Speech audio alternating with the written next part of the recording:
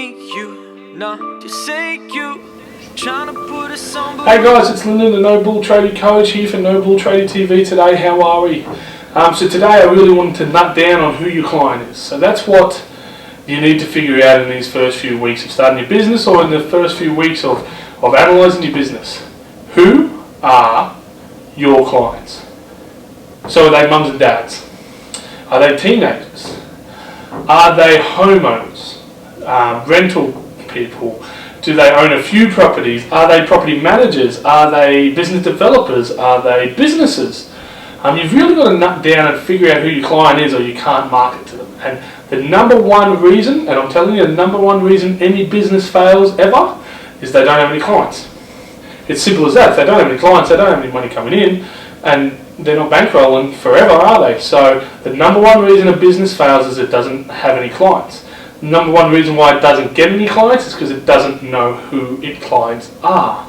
You've got to know who they are, and they come in all forms of life. I mean, I'm a landscaper, so technically everyone's probably thinking, oh, anyone's your client. Well, no. The people that are my clients are like people who love gardening. They're not my clients because they're normally going to do it a lot themselves. People that are in rental properties, unless they want their lawn mowed, they're not my clients. It's that simple. People who have been in their property for years and years and years normally aren't my clients. I've got to narrow, refine and define who my clients are to ensure I get the best productivity and ROI, so return on investment, for my marketing strategies. It'll be the same with you, whatever client you're in. So whatever industry you're in, you really have to nut down on who your client is, or you just won't attract them, you won't get them, you won't build your business.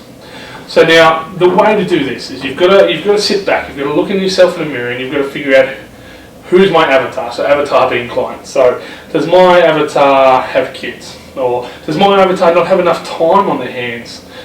Do they not have enough money? Do they need things fixed? Are they buying a new house and they're excited to get in there? Do they need it done quickly? So you need to find what their pain point is. That's what I'm talking about now, their pain point. So for me as a landscaper, their pain is the backyard's ugly. Or they don't have enough room, so they want to put some walls up so they can have enough room to play and have fun. Or they don't have the time to mow their lawn. I mean, they're the things I look for, and they're the things I try to play on. If they're building a new house, I know that they want the quality and the best that they can have. So that's what I advertise for. I advertise that we do the best quality and we do free design consultations, and that brings them in. So who are your clients? You need to get very, very specific on who your clients are to ensure that you can leverage them, leverage your business, and therefore keep running your business. It's that simple, guys. Then once you figured out who your clients are, and in the last video you figured out what your differentiating factor are, you then need to do a SWOT analysis. So you need to do your strengths, your weaknesses, your opportunities and your threats. Put them all in a graph together, and you market your strengths, try and build your weaknesses up, you market your opportunities, and try and keep your threats at bay. That's pretty much how you should run any business. You need to make sure you have a marketing plan, and it needs to be on more than one front. So if all your marketing is word of mouth, while yes, that's going to build for you, there's at some point that might die down. And if you don't have another source building you a sales funnel, then you can't keep your marketing going. You can't continue to build your business, which is what we're all about. So a sales funnel obviously is where they first get you, and then you bring them down your funnel, as in you do a quote, you do a consultation, you give them ideas, and then boom, they're yours, and you've sold to them. Or like in the business world, I might give you a free TV show or free show, and then I'll give you a free podcast, and then give you a little expensive book, and then I'll give you a program, and then I'll get you into my premium course. Which, if anyone wants, no bullshit tradie coach.com.au is where you need to go for things like that. But it's all about making sure you know who your client is, giving them good enough information, making sure you know their pain points. Pains and problems are what's going to get you hired. Now that's not saying you're being manipulative, you know what their problem is and you know how to fix it. See, I have a great program that helps businesses build up.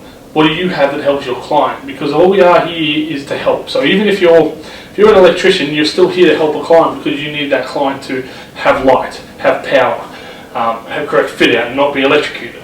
A landscaper, you're here to make their backyard look good or keep it maintained. Everyone's here for a reason. There's always things that you've got to do for your client because that's who you serve. You serve your client, not anyone else. Then the last bit I want to say about clients and customers is not every customer is a customer. Now I really mean that. Not every customer is a customer. Some of them can be pains in the ass, and a lot of the time you've got to go your gut with that. A lot of the time you rock up at a site or you rock up somewhere and you can just tell, I don't think I want to do work for this person.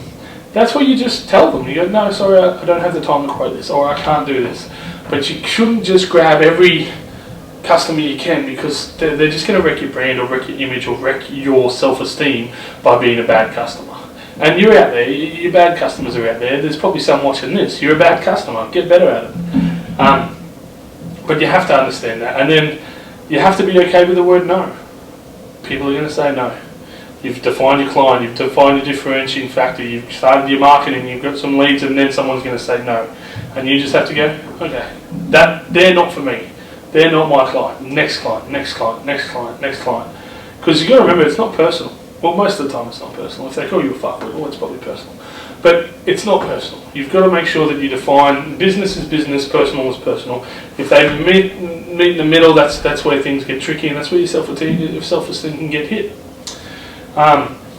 If you like this, make sure you comment below. Ask any questions. I'll always respond to questions and comments. Everyone will get responded to. Like I said, nobullshittradingcoach.com.au is where all my services are if you want to contact me, and then obviously Facebook and Snapchat is where I am as well. I've hoped you liked this episode of nobulltradingcoach.com.